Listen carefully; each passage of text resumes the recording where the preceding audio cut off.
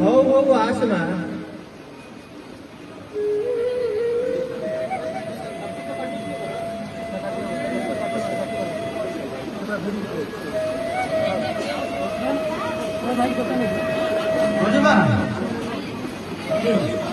ସକାଳୁ ଆଜି କଣ କରୁଛୁ ରୋଷେଇ? ଏବେ ତ ସକାଳୁ ରୋଷେଇ ହୁଏନି ଆମ ଘରେ। ଭାଇ ଆଜି ପରା କୋରାପୁଟ ଯିବ, ତା ପାଇଁ ସକାଳୁ ଉଠି ମୁଁ ରୁଟି ଆଉ ଭଜା ବସେଇଛି, ସିଏ ପରା ଖାଇକି ଯିବ। ଆରେ ହଁ ହଁ ହଁ ହଁ, ଆଜି ସେ ପାଲାଟା ପଳେଇ ଯିବ। ହଁ ବାପା, ଭାଇ ପରା ଆଜି ପଳେଇ ଯିବ। ବୋଉ ଥିଲା ଯେ ତାର କେତେ ଯତ୍ନ ନଉଥିଲା। ସିଏ ଯେତେବେଳେ କୋରାପୁଟ ଯାଉଥିଲା ତାକୁ ରୁଟି ଭଜା ସବୁ ଖୁଆଇ ପଠଉଥିଲା, ଆଉ ସାଙ୍ଗରେ ଭର୍ତ୍ତି କରି ଦଉଥିଲା। ଏବେ ତ ବୋଉ ନାହିଁ, ତାର ଯତ୍ନ ମତେ ନବାକୁ ପଡୁଛି। ଆରେ ଆଜି ମତେ ବି ନିଶ୍ଚୟ ଲାଗୁଛି ରେ। ତୋ ମା ଟା ଯିବା ଦିନରୁ ମତେ କାହିଁ ମନଟା ଜମା ଭଲ ଲାଗୁନି। ଆଉ ପାଗଳାଟା ଗଲା ପରେ ତାକୁ ଟିକେ ଡାକେ, ହେଇଯିବ ଯେ। ଏଇଠି ଥିଲା, ଦେଖୁଛି ବାପା ଭାଇ କୁଆଡେ ଗଲା। ହେ ହେ ବାପା, ଭାଇ ଆସିଲାଣି। ଏ ଭାଇ ତୁ କୁଆଡେ ଯାଇଛୁ? ବାପା ପରା ଡାକିଲେଣି, ଏଠିକି ଆ। ବାପା, ଆରେ ତୁ ଆଜି କଣ ସତରେ ପଳେଇ ଯିବୁ? ହଁ ବାପା, ଆପଣ ତ ଜାଣିଛନ୍ତି ସେଆଡେ ସାର୍ ଏକୁଟିଆ ଅଛନ୍ତି, ମତେ ଫୋନ କରିଲେଣି। ଆଉ ଆଜି ମତେ ଯେମିତି ହେଲେ ବାହାରିକି ଯିବାକୁ ପଡିବ ବାପା, ଯିବାକୁ ପଡିବ। ଆଉ ଯିବୁ ଯେ ଆରେ ତୋ ମା ଥିଲା ବୋଲି ସିନା ଖାଇବା ପିଇବା କଥା ସବୁ ବୁଝୁଥିଲା, ହେଲେ ତୋ ଭଉଣୀ ମିଲି ପୁରା ସକାଳୁ ଶୁଣିଛି ରୁଟି ଆଉ ଜଳଖିଆ କରିଛି, ସେଇଟା କଣ ଖାଇଦେ। ଆଉ ସାଥିରେ ନେଇଯିବୁ। ଆଉ ଶୁଣୁ, ମନେ କରି ଦିନ ବେଳା ଖାଇଦେବୁ। ଆରେ ମୁଁ ଜାଣିଛି ପାଣି ପିଇକି ରହିଯିବା କଥା, ମୁଁ ଜାଣିଛି। ଆଉ ଶୁଣୁ, ତୁ ସେଣେ ଶୀଘ୍ର ବାହାରି ପଡ, ତୋ ଗାଡି ସମୟ ହେଇଯିବ ଯେ। ଏ ଭାଇ ଜଲ୍ଦି ଆ, ଟିକେ ଖାଇଦେଇକି ପଳେଇବୁ, ତୋର ପରା ଟ୍ରେନ ଟାଇମ ହେଇଯିବନି। ହଁ ଲୋ ମୁଣ୍ଡି, ମୁଁ ଖାଇଦେବି, ତୁ ବ୍ୟସ୍ତ ହନା। ଆଉ ଗୋଟେ କଥା ମନେ ରଖ, ତୁ ଶାଶୁ ଘରକୁ ଗଲା ପରେ ବି ବାପାଙ୍କୁ ବେଳେ ବେଳେ ଫୋନ କରୁଥିବୁ, ବାପାଙ୍କର ସୁଖ ଦୁଃଖ ଟିକେ ବୁଝୁଥିବୁ ଲୋ ମୁଣ୍ଡି, ବୁଝୁଥିବୁ। ଏ ଭାଇ, ଭାଉଜ ସେପଟେ ମନ ଦୁଃଖରେ ଛିଡା ହେଇଛନ୍ତି, ତୁ ଗଲା ବେଳେ ତାଙ୍କୁ ଟିକେ ଦେଖା କରିକି ଯିବୁ। ମନେ କରିକି ଔଷଧ ଖାଇ ନବ।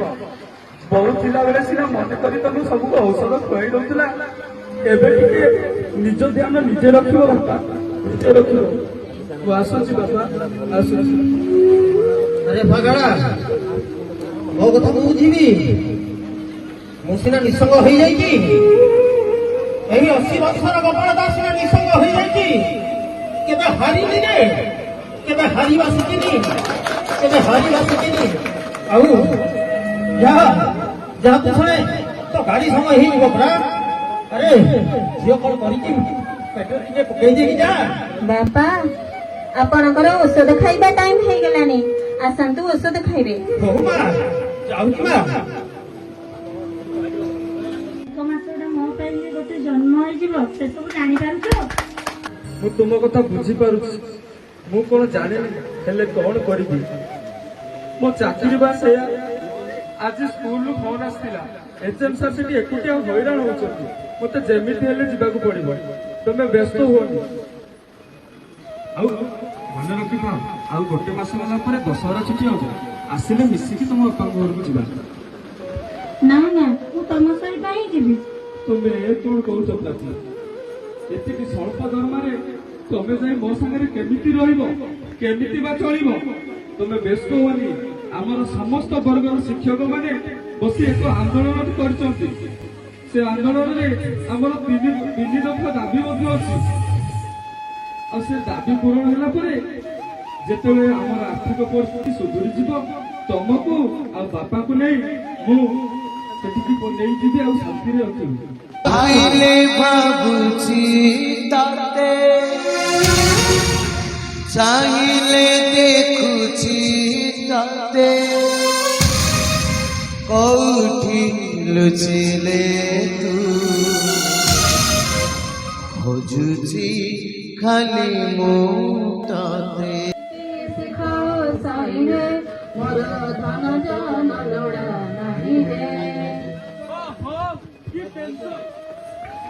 এটি আসি একুটিয়া পুଣି এটি এচএম স্যার আমার ছুটিরে অଛନ୍ତି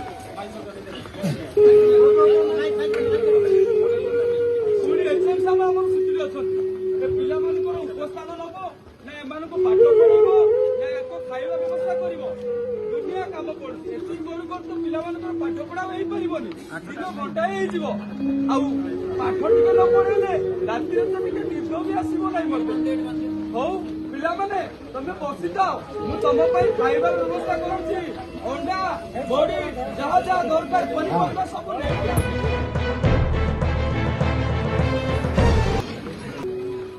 ବୋଉ ଚାହା ଦିଅନ୍ତୁ ବୋଉ।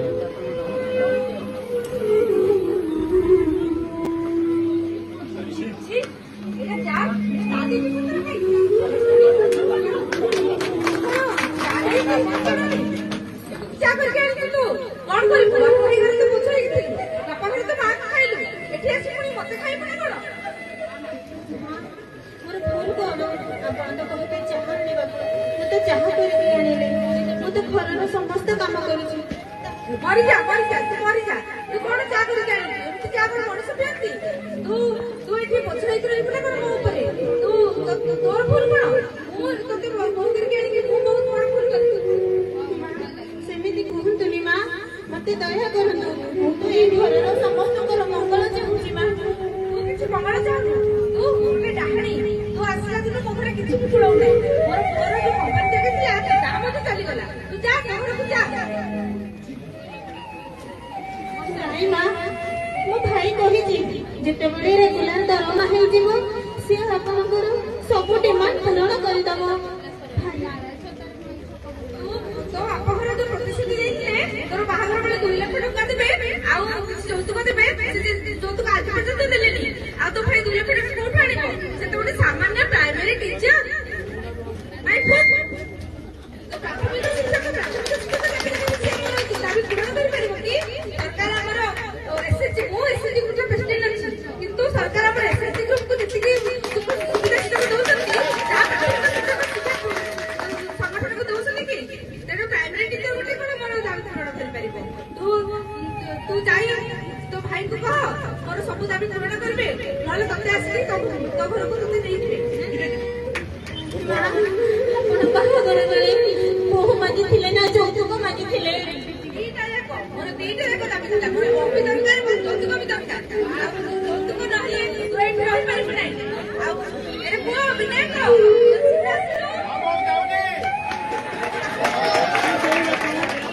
ତୁ ଏଇ ଅଲକ୍ଷଣୀକୁ ଶୀଘ୍ର ନେଇ ତା ବାପା ମା ମୁଁ ଯେତେବେଳେ ଦେବି ଖାଲି ଝଗଡା ଝଗଡାର କାରଣ କଣ? ତା ବାପା ଆଉ ଭାଇ ପ୍ରତିଶ୍ରୁତି ଦେଇଥିଲେ 2 ଲକ୍ଷ ଟଙ୍କା ସରକାର ଦେଇନାହାନ୍ତି ସେ 2 ଲକ୍ଷ ଟଙ୍କା ଆଣିଲେ ତୁ ଗୋଟେ ନୂଆ ବେପାର ଷ୍ଟାର୍ଟ କରିବୁ ତୁ ଯେତେବେଳେ ଦେଖିଲୁ ତୁ ସବୁବେଳେ ମୋ ବୋଉ ଉପରେ ଚିଡ଼ୁ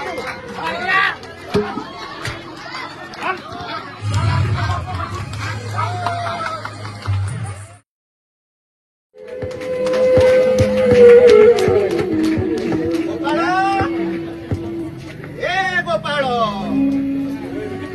ଘରେ ଅଛୁ କିରେ? अरे किए राम किरे अरे भीतर को आसुन ଯାଉଛି आखिरे बसुन ଆରେ ମତେ ବସିବା ଦରକାର ନାହିଁ अरे बस ଦରକାର ନାହିଁ ବାହାଘର ବେଳେ ଆସିକି ଯୋଉ ଛୁଆ ପାଇଁ 2 ପିଲା ପାଇଁ ନେଇଗଲୁ ପଇସା ଆଉ ଏବେ ତାର ପଇସାର ଦେଖା ଶିଖା ନାହିଁ କିଛି କିଛି କାମ ନାହିଁ ତୋର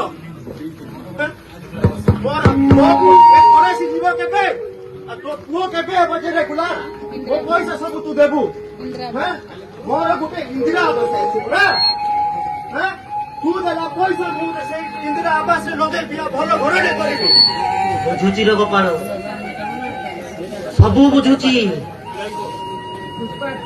बुझी पारुची सबू ଆଜି ଅସହାୟ ହେଇ ପଡିଛି।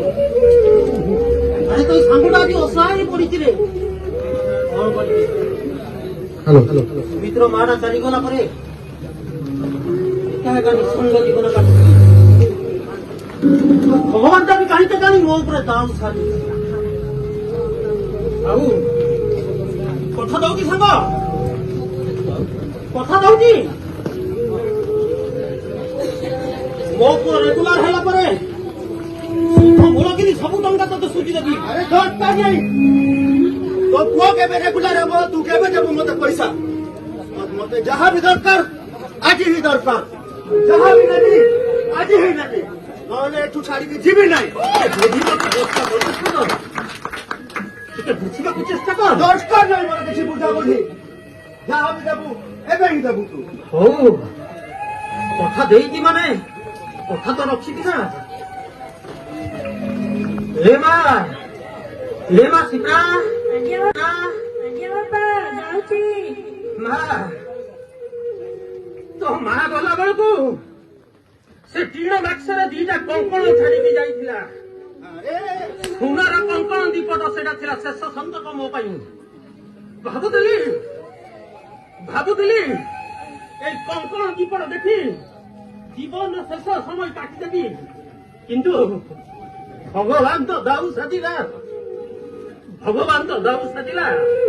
ଆଉ ସେହି କଙ୍କଣ ଦୀପଟାଏ ମୁଁ ଋଣମୁକ୍ତ ହେଇଯାଏ ମା, ଋଣମୁକ୍ତ ହେଇଯାଏ।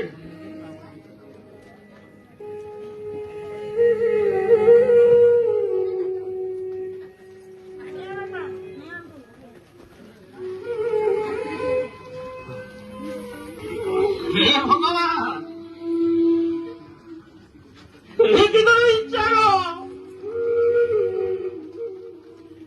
ଥରଟେ ବି ଚିନ୍ତା କଲୁନି ଏଇ ଗରିବ ଖଟିକିଆ ବାପଟା ଆଉ କେତେ ଦୁଃଖ ଦେବୁ ରେ। ଏ ସାଙ୍ଗ, ଏଇଟା ଯେ ମୋ ସ୍ତ୍ରୀର ଶେଷ ସନ୍ତକ, ତାକୁ ବିକ୍ରି କରି କିଛି ପଇସା ନେଇ ନେବୁ, ଆଉ ତ ଇନ୍ଦିରା ଆବାସ କାମରେ ଲଗେଇ ଦେବୁ। ହଁ କଥା ଦଉଛି ସାଙ୍ଗ, ମୋ ପୁଅ ରେଗୁଲାର ହେଲା ପରେ ସୁଧ ମୂଳ କି ସବୁ ସୁଝି ଦେବି। କଥା ଦଉଛି ପୁରା ସାଙ୍ଗ, କଥା ଦଉଛି।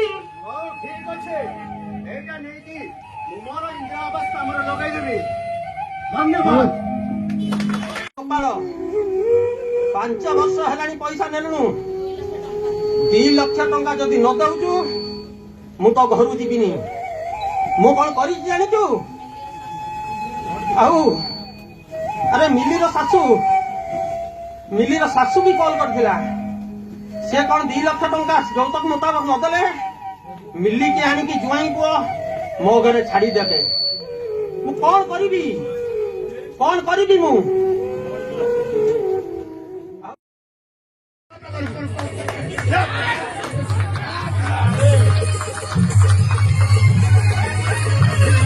আরে জয়িত,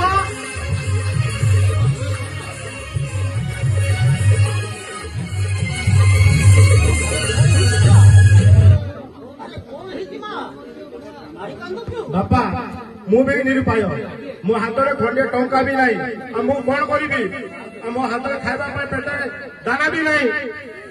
ଆଉ ଆମ ଯୌତୁକ ମୁତାବକ ତମେ ଯେମିତି କହିଥିଲ ମତେ 5 ଭରି ସୁନା ଆଉ 2 ଲକ୍ଷ ଟଙ୍କା ଦେଇ ବୋଲି, ସେ 10 ମାସ ହେଲା ପର୍ଯ୍ୟନ୍ତ ମତେ ଦେଇନ।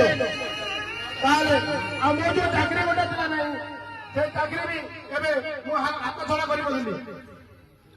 ଯଦି 2 ଲକ୍ଷ ଟଙ୍କା ନ ଦେବ ମୁଁ କଣ କରିବି? ମୋ କଥା ଶୁଣିକି ଯାଅ ଦୁଇ ପୁଅ। 2 ଲକ୍ଷ ଟଙ୍କା ନ ଦେବା ପର୍ଯ୍ୟନ୍ତ ତମ ଝିଅ ତମ ପାଖରେ ରହିଲା। ଯେଉଁଦିନ ମତେ 2 ଲକ୍ଷ ଟଙ୍କା ଦେବ ସେଇଦିନ ମୁଁ ତମ ଝିଅକୁ ନେଇକି ଯିବି, ଆମ ଘର କଣ କରିବି? କଥା ଦଉଛି ଜୋଇ ପୁଅ, ଏ ବୁଢା ବାପର ପତିଆ କଥା ତ ଶୁଣିକି ଯାଅ। ଜମା ନୁହଁ, ମତେ 2 ଲକ୍ଷ ଟଙ୍କା ଦରକାର, ତାପରେ ଯେ ମୁଁ ତମ ଝିଅକୁ ନେଇକି ଯିବି।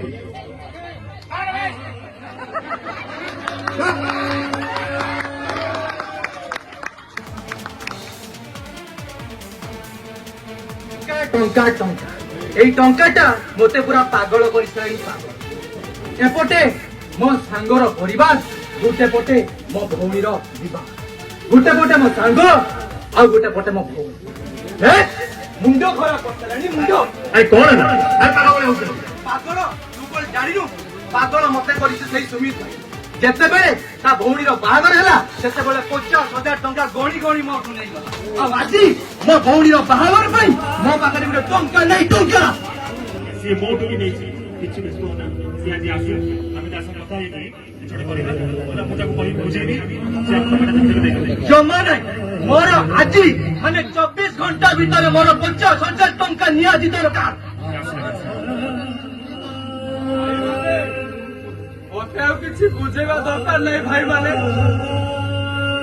ତମ ମାନଙ୍କର କଥା ମୁଁ ସବୁ ଶୁଣି ସାରିଲିଣି ତମେ ବ୍ୟସ୍ତ ମତେ ଆଉ କିଛି ଦିନ ସମୟ ଦିଅ ତମର ଟଙ୍କା ମୁଁ ସୁଧ ମୂଳ ସହ ଫେରସ୍ତ କରିଦେବି ଯଦି ତୁ ଶୁଣି ସାରିଛୁ ତାହେଲେ ଆଉ ଥରେ ଶୁଣିନେ ମତେ 24 ଘଣ୍ଟା ଭିତରେ ମୋର 50,000 ଟଙ୍କା ଦରକାର ଏତେ କମ ଭିତରେ ପଇସା କୋଉଠି ଯୋଗାଡ଼ କରିବି ଭାଇ ଯଦି ନ ଦେଇପାରି ତାହେଲେ ଆମ କୋରାପୁଟ ଲାଙ୍ଗୁଏଜ ରେ ବେଡା ବେଡା ଏ ଘରୁ ପଳାଇବୁ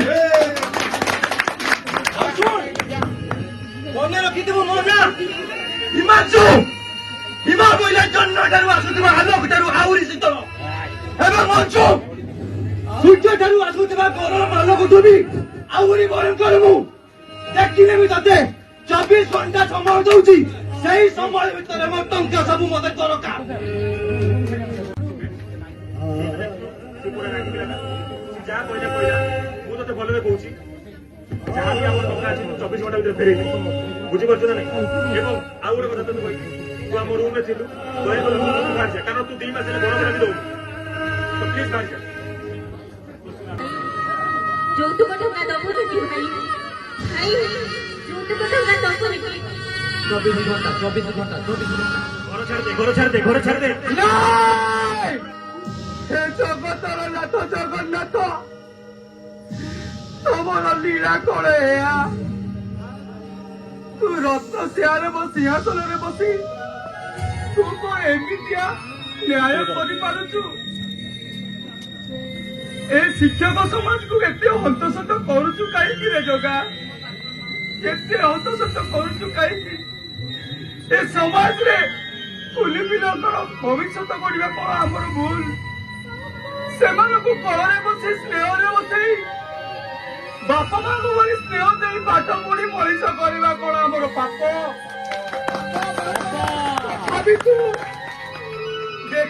देखुचु जगा ए सरकार न्याय देखुचु रत्न सिंहासन बसी तू यही भाया न्याय करुचु तो आखि आगे समस्त वर्गर शिक्षक केमती मरुचंती यही कौन तोर विचार रे जगा यही कौन तोर विचार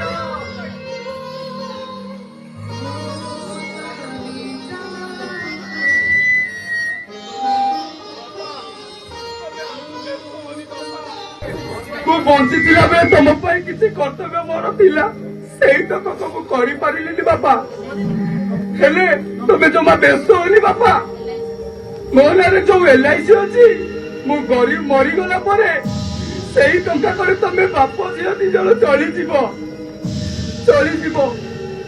ଆଉ ସିପ୍ରା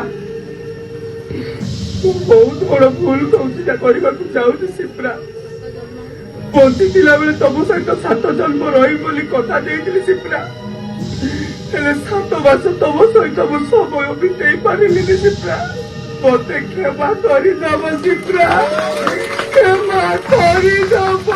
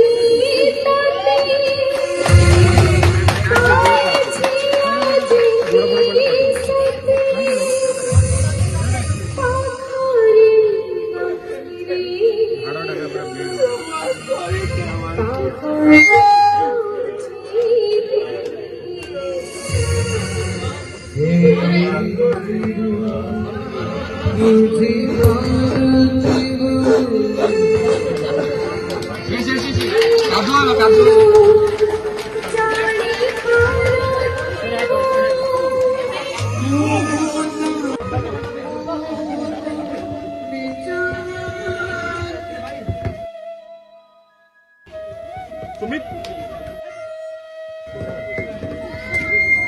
ବିଷ ପିଇ ଦେଇଛି ବେ ବିଷ ପିଇ ଦେଇଛି ଆମ ଘର ତ ପିଆ ହେଇଛି ବୋଇଲେ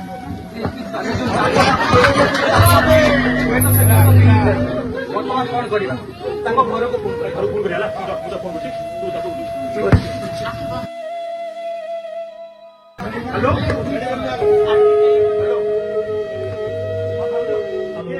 ସୁମିତ୍ର ଦେହ ଟିକେ ବେଶୀ ସିରିୟସ୍ ଅଛି ଖରାପ ହେଇଛି ଆମେ ତାକୁ ଟିକେ ଘର ଟିକେ ନେଇକି ଯାଉଛୁ ଆଉ ହଁ ଯାଇ ପହଞ୍ଚିବୁ ହଉ ଶୁଣୁ ନେଇକି ପଳେଇବା ତାକୁ ଟିକେ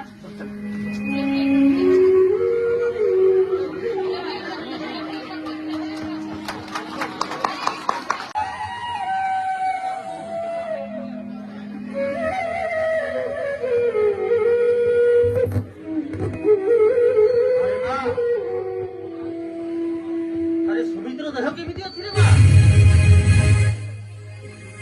ସୁମିତ୍ର ଖବର କିଛି ପାଇଲ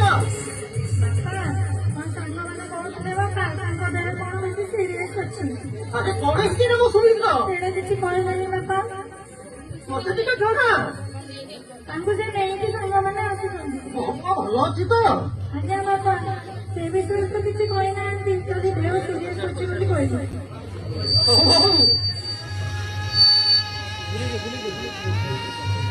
ଏଇ ବାପା ତୋର ଗାଡି ସହିତ ଆସିଲେଣି ଘରେ ଭାଇକୁ ନେଇକି ସାଙ୍ଗମାନେ ଆସିଲେଣି। ଆରେ ମା ଦେଖିଲ ଭାଇ ମାନେ ଆସୁଥିବ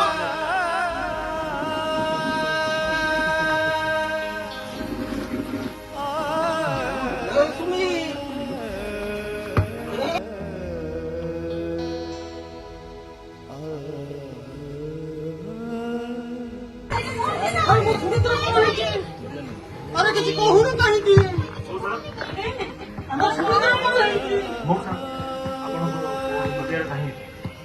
मो दुनिया नहीं फूल मारा गला फांसीर दौड़ी जीवन बेदीरे भाग्य खेलिला कौड़ी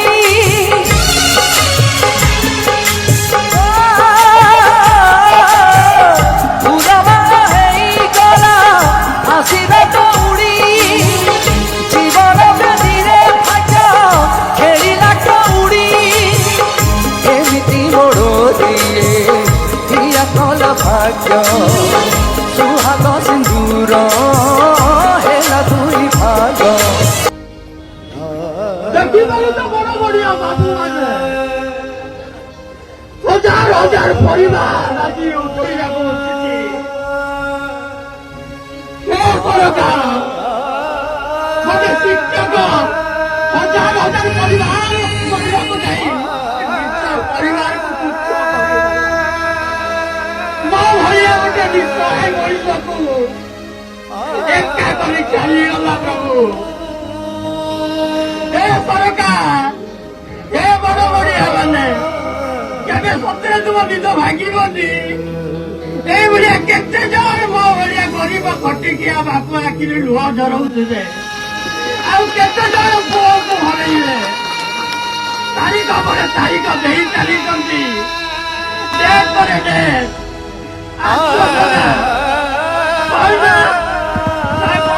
शिक्षक दाबी पूरण हम কিন্তু কাই সরকার কহিবি সরকার তুমি ঠকি দেল फूल मारा गला फांसीर दौड़ी जीवन बेदीरे भाग्य खेलिला कौड़ी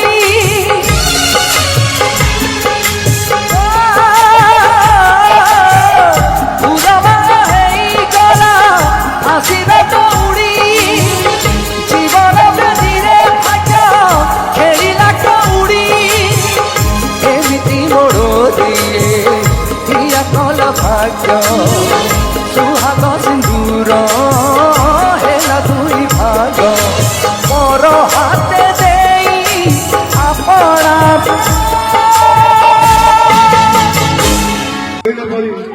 কিভাবে ভাবে জনে শিক্ষক ও তা পরিবার ছারখার হয়ে যাଉଛି তা আমি এই নাটক মাধ্যমে আপন মানুষ দেখাইବାକୁ ଏକ ଛୋଟିଆ ପ୍ରୟାସ କରିଥିଲୁ। ଏଠି ଉପସ୍ଥିତ ଥିବା ସମସ୍ତ ଶିକ୍ଷକ ଶିକ୍ଷୟିତ୍ରୀଙ୍କର ମଧ୍ୟ ଏଇଭଳି କିଛି ଅସୁବିଧା ରହିଅଛି। ଏଣୁ ଶିକ୍ଷକ ମାନଙ୍କର ସମସ୍ୟା ଗୁଡ଼ିକୁ ଆଖି ଆଗରେ ରଖି ସରକାରଙ୍କୁ ଦିଆଯାଇଥିବା ସମସ୍ତ ଦାବି ସମୂହକୁ ଆମର ଶିକ୍ଷକ ସମାଜର ମଙ୍ଗଳ କାମନା ନିମନ୍ତେ ଯଥାଶୀଘ୍ର ପୂରଣ କଲେ ଆମେ ଶିକ୍ଷକ ସମାଜ ଉପକୃତ ହେବୁ। ভাবিলে ভাবুছি তাতে চাহিলে দেখুছি তাতে কোঠি লুচিলে তু